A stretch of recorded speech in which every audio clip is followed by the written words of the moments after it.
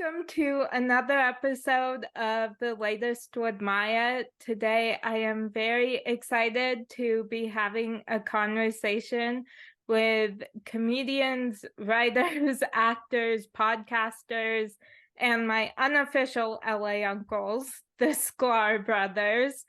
That's right. Thank you guys so much for being on my show. Of course, It's we a love treat. it. It's a treat. We're fans of yours. Yes, we get to be on it as well as be fans of it. Oh, thank you. So my first question for you is, what is the strangest twin connection that the two of you have shared?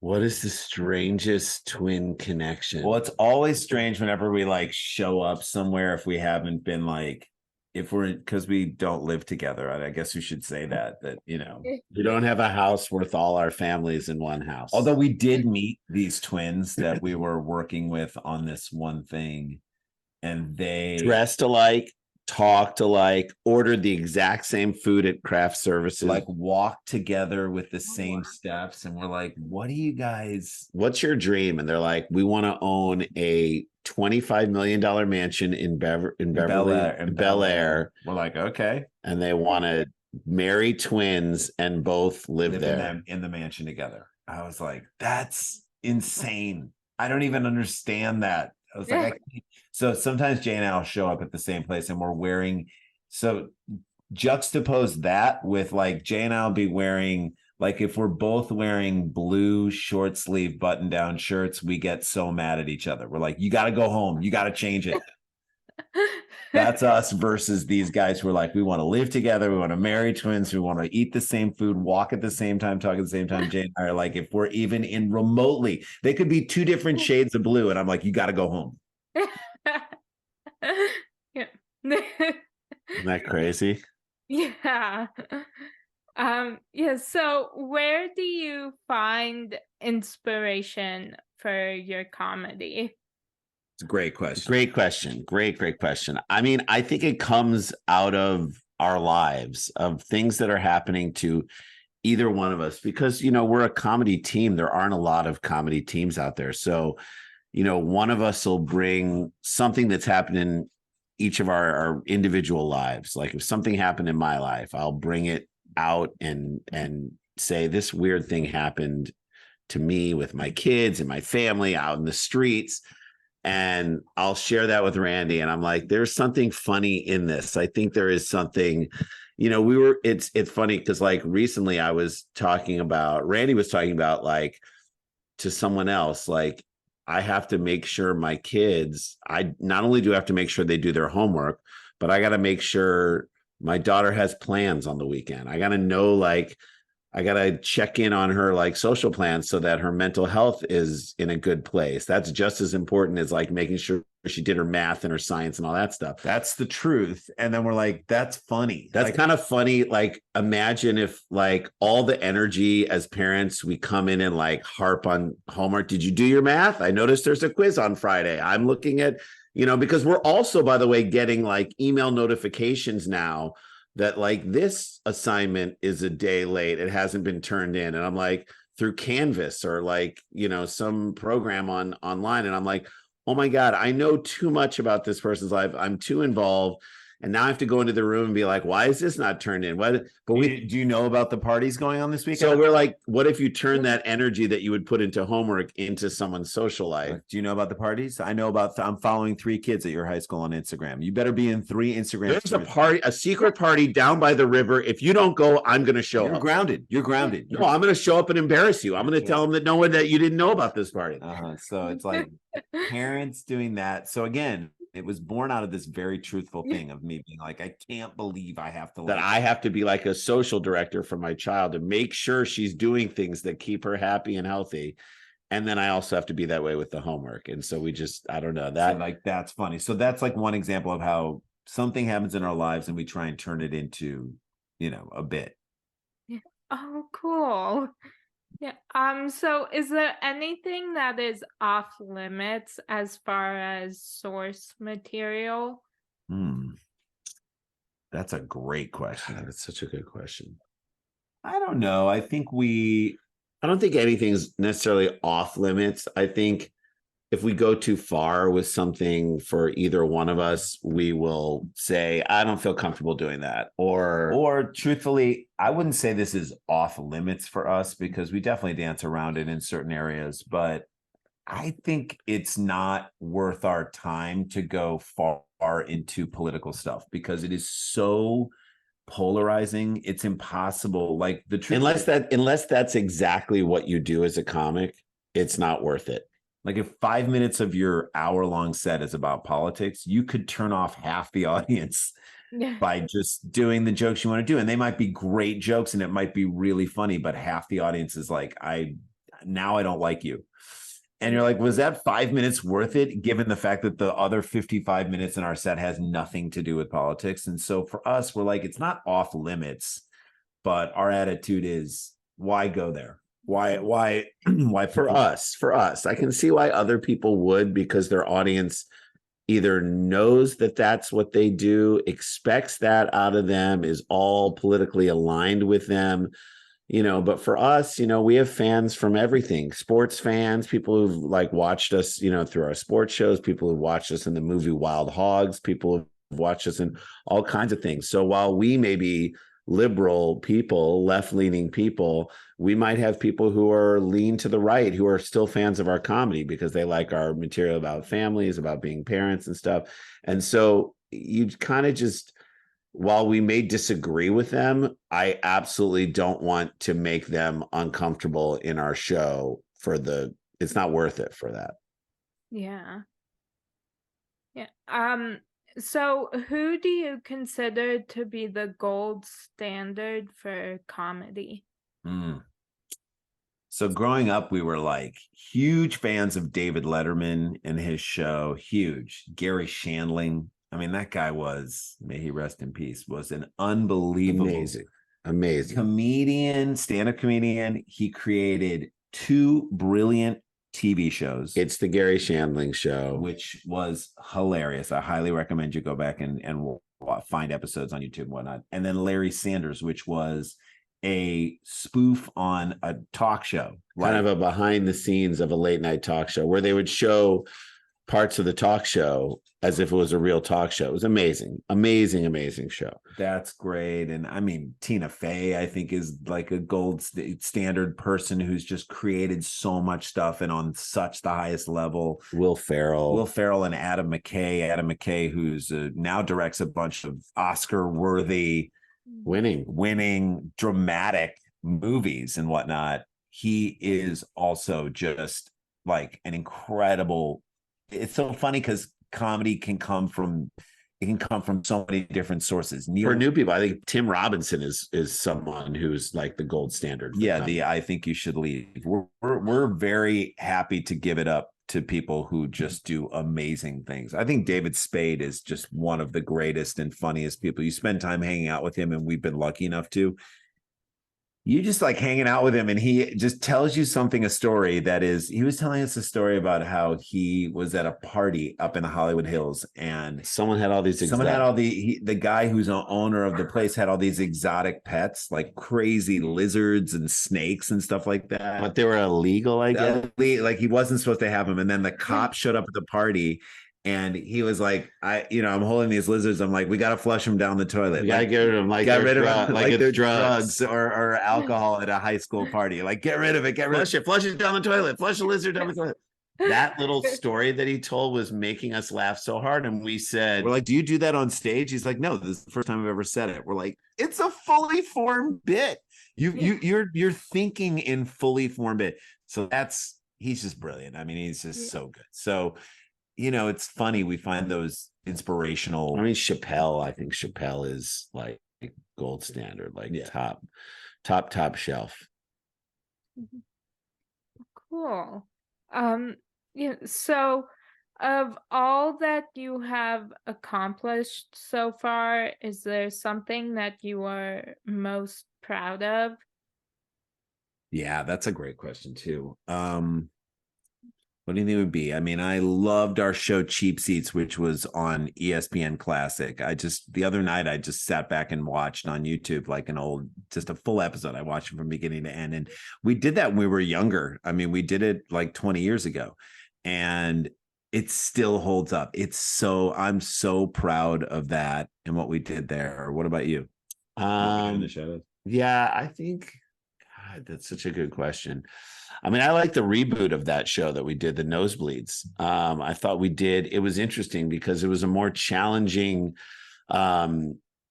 task because it was all UFC stuff as opposed to this wide variety. Like in Cheap Seats, the events themselves were insane and hilarious just by their nature. And so for us within the UFC show, we had to really dig out and find the comedy. Now, it wasn't that hard because the stuff we covered was really funny, crazy.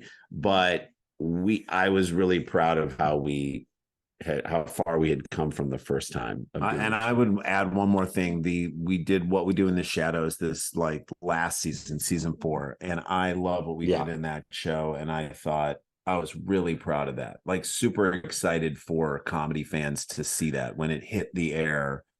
We were just so proud of what we did there and even to this day, people come up to us and like, I loved you in that. And I would add Playing House too. That was one of my favorite things we ever did with Jessica and Lennon. Those guys are so funny. Love them. Yeah, I love Playing House. That will always be one of my favorite shows. It's so good. Well, so what we loved about that show, and I bet you probably dialed into this too, was their relationship with each other was so fun and funny and like quick and real, and had a shorthand, and they gave it to each other, but they were there for each other. They support each other. They love each other. It was very much like we saw in that what I think a lot of people see in Randy's and my relationship. And that's why I think immediately we were drawn to them. And of course, Keegan was so good. And Brad Morris, who plays the ex-husband, Bruce, he's incredible. He's become a really close friend of ours. It's a great show. Cool. Yeah, I love that show. So who has had the biggest impact on you professionally? I mean, I would say probably early on in our career would be probably Andy Kindler. Yeah. Andy Kindler was just one of our favorite comedians in the world. We brought him to Michigan to come do shows. We asked him, we were still in college, and we asked him to watch our set and tell us if he thought that we could make it in comedy, because we were on our way to law school. And he watched us and he said, yeah, I think you guys are funny. I think you probably have to get rid of all your material and start over again. But if you're like, oh my God, what a daunting task. But if you move to New York or LA and you work really hard, I think there's a place for you. And I think that the fact that he was so honest, that he was like, I think you guys are funny. I don't think your material is necessarily equal to that. That made his prediction that if we went somewhere and worked on it, that made it feel more real and more grounded. And so I think that was, and he helped us like get in at a couple of comedy clubs in New York. He was very, very, very influential early on, for sure. Oh, cool. So who has had the biggest impact on you as a person? Oh my God. Wow. Probably our parents. Both parents. Dad was huge. He, in many ways, very funny guy. He was very funny, but also very family oriented, and he loving, hard worker, went for his dream, believed in himself, like believed in us. Like there was a lot there. And our mom was amazingly supportive the whole way through, and kind, family oriented. Like they both were just a nice compliment to each other. Yeah. And I mean, I think our own kids have had a huge impact on us, and our wives and our like families right now, like they impact us a ton. We like learn from them the same way that, we teach them. And I think we were very lucky along the way growing up to have a few amazing teachers in our lives. Like I remember a Hebrew school teacher, our Hebrew school teacher in 6th grade, Jesse Schwartzman, our buddy Gary Belsky, who was our Sunday school teacher, our camp counselor. And then later he was the guy who created sort of the loose idea for Cheap Seats. He was working for ESPN, the magazine. We got reconnected with him. So he was a huge impact. He's still in our lives. I just spoke to him this morning. Like he's been at all of our kids' bar mitzvahs. He lit a candle at our bar mitzvah. I mean, that's a guy who's been in our lives forever and hugely impactful and like super honest and super loving and supportive and challenging, like challenges us every time we do stuff. Never like easily just gives it up and is like, you're great. He always like will give his fair critique of what we do and want to bring the best out of us. And he's an amazing person too. We were very lucky to have like teachers and mentors along the way who like were funny and caring and loving and challenging. Yeah. All in one. Oh, I love that. Yeah. So if you had a warning label, what would yours say? About us? Warning, this goes very fast. Yeah. What life goes fast, what we say, the way we interact with each other is very fast. It's like people have often described our comedy as like listening to a podcast at 1.5 speed. You're getting a lot. Just very quick. It's very quick. So that's what our warning label is. Warning, this goes very fast.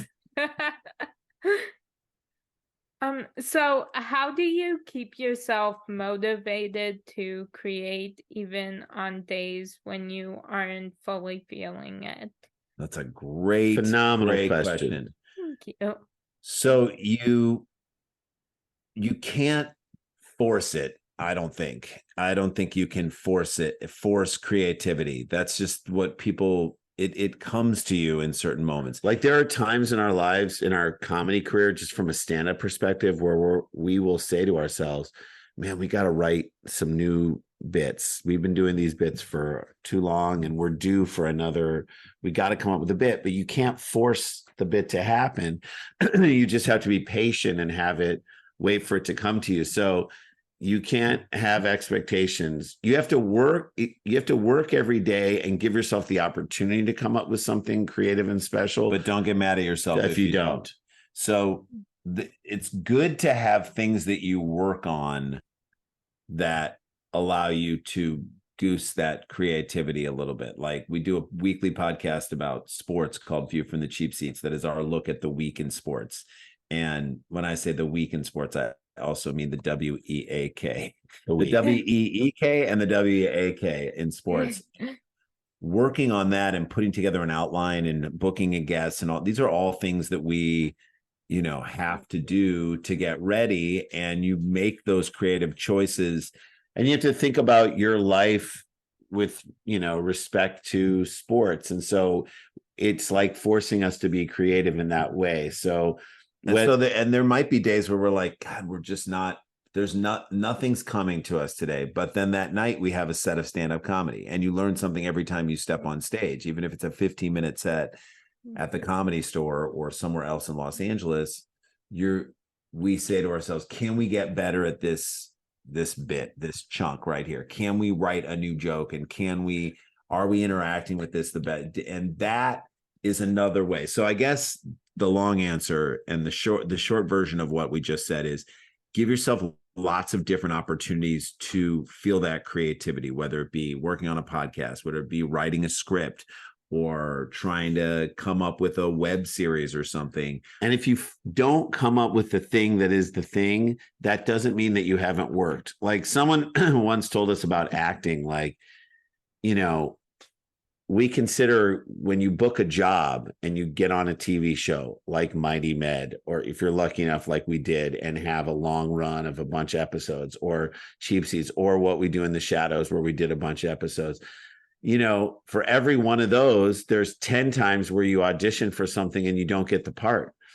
And if you don't consider the work you put in to do the audition and the audition itself the part of your work as an actor, then that's shortchanging your work. Like that means like all of those things come together, including the times that you book something, to equal your your work as a working actor. So when you work and you study and you prepare for an audition and then you do the audition, even if you don't get the part, that is work. That is working. You just didn't get paid for it, but that is part of the creative process of working. And whatever you did for that audition, maybe you didn't land that part. It wasn't necessarily right for you, but you learned something about yourself that you bring to the next time, and maybe that's why you book it.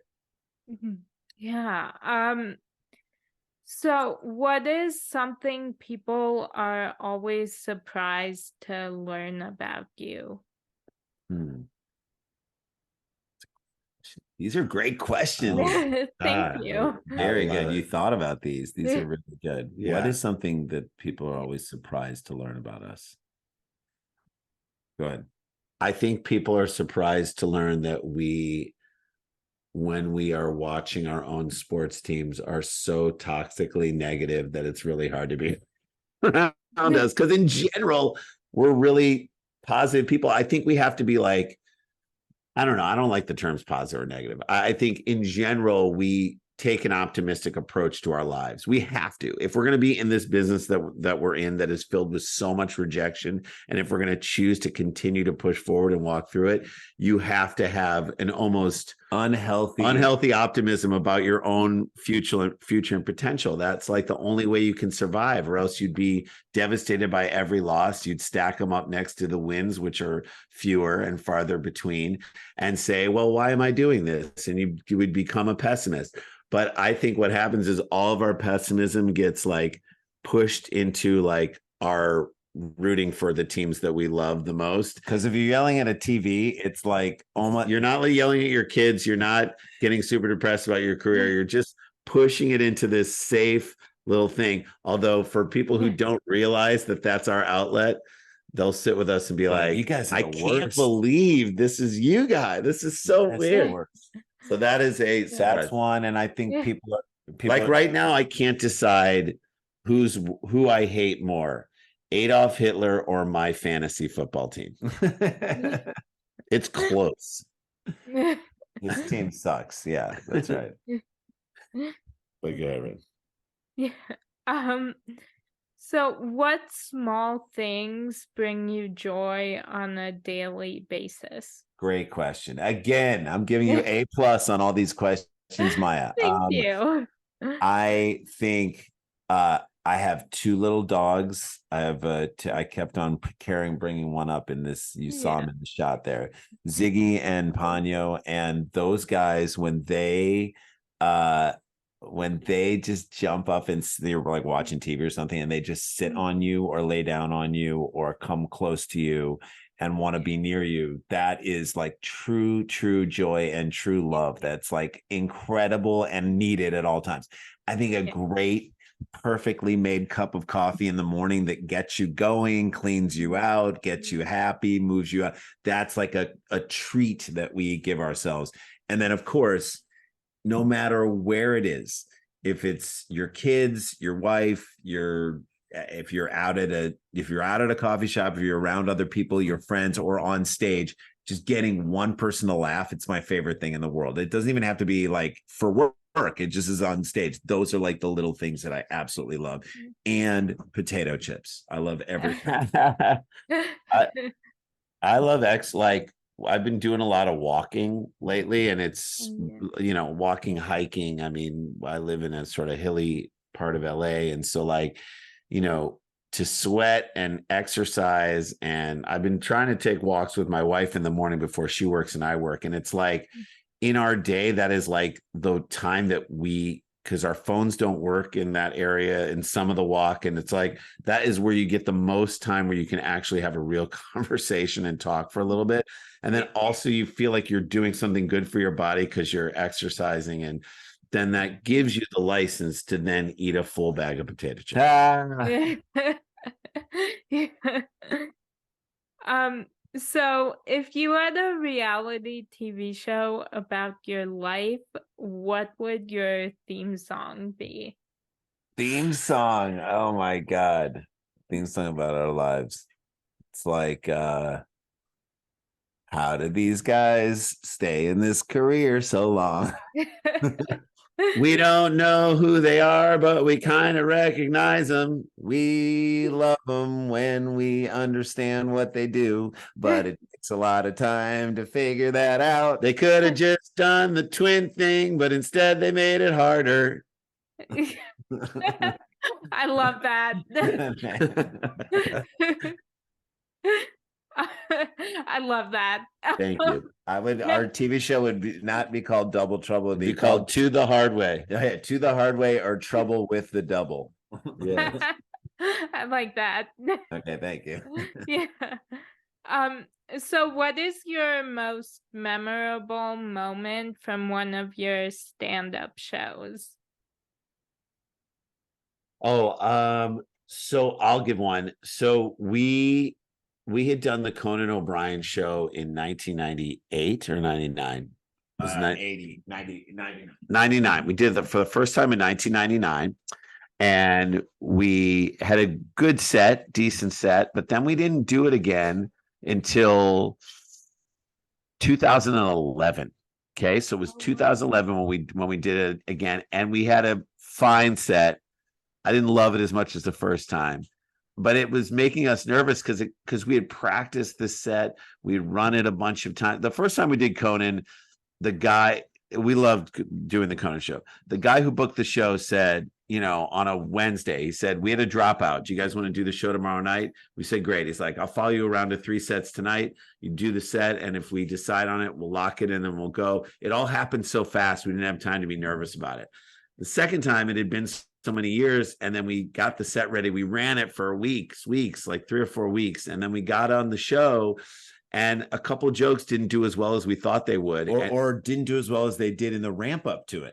So I could feel us getting nervous on the TV. And when you're doing a set on TV and it's not going well, it's only 5 minutes long, you start to panic, like you straight up panic. And then there was a weird lighting change that we didn't ask for in the middle of our set, which was a mistake. But, I don't know why it happened, but it felt weird. And we left that set. I was like, oh man, I bet that's the last time we do this show. And what a bummer that we didn't get.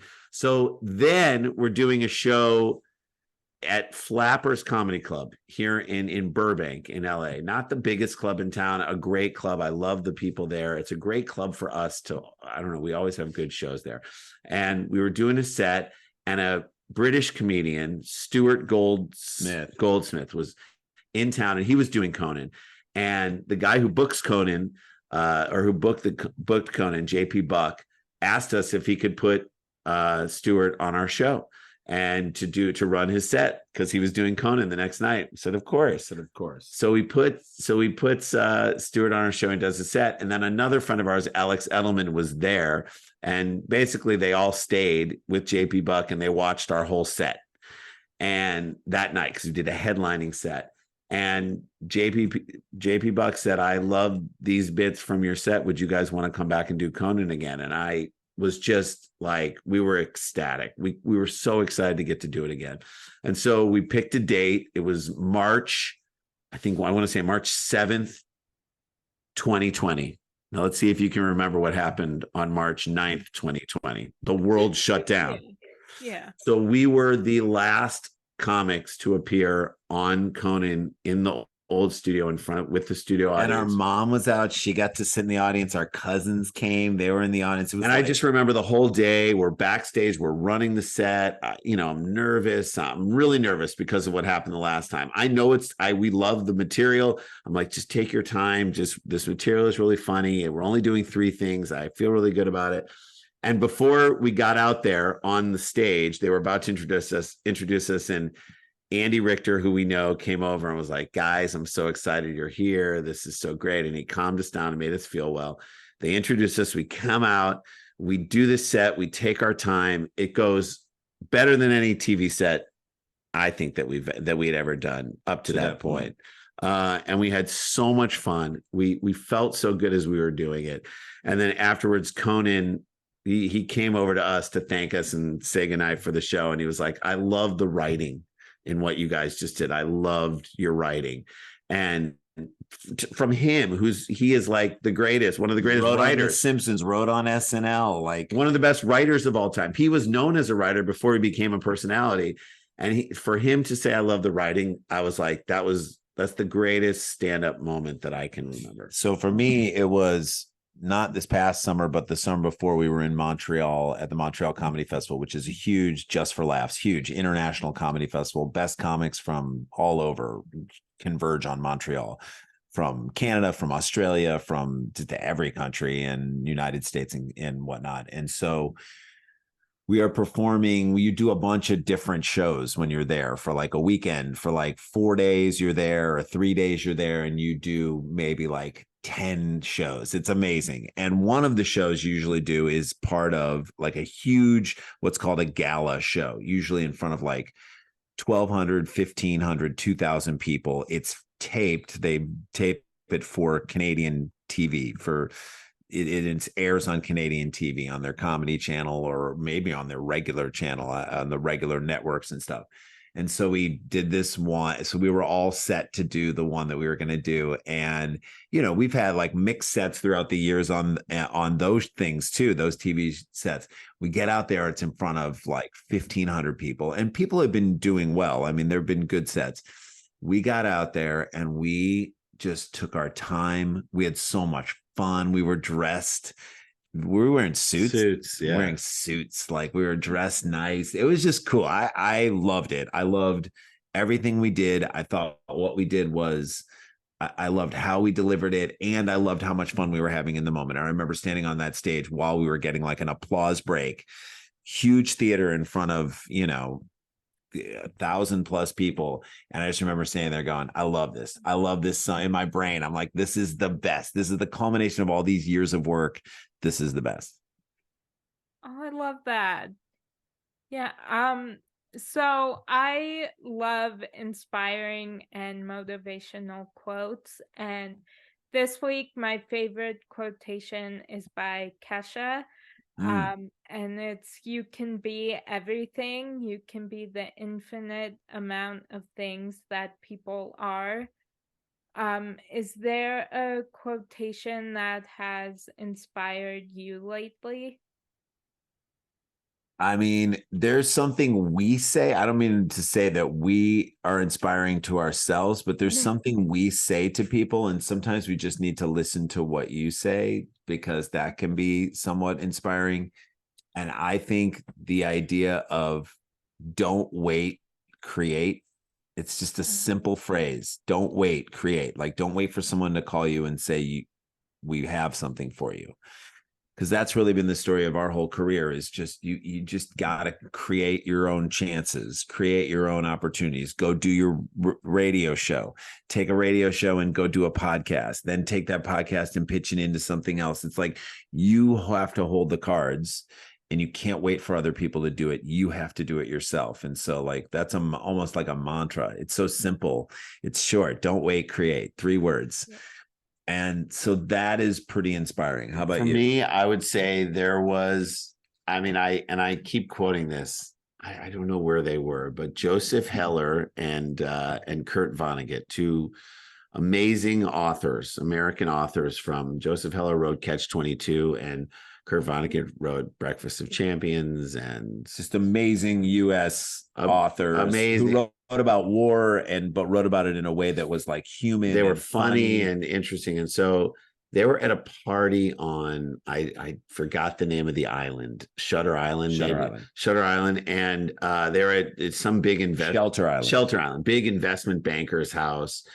And I think it was Vonnegut who said to Joseph Heller, doesn't it make you mad that this guy, makes more money than we've made for all of our books combined? Like, this guy makes that in a week. He doesn't even know what he does. And like, we put all our blood, sweat, and tears into this creative. Doesn't that piss you off? Doesn't it piss you off? And Joseph Heller said, no, because we have something that this guy is never going to have. And Kurt Vonnegut said, what's that? And Heller said, we have enough. So that's a great, great little story, to understand what you need versus what you think you need, and to establish what is enough for you and what feels like, this, I can be happy with this.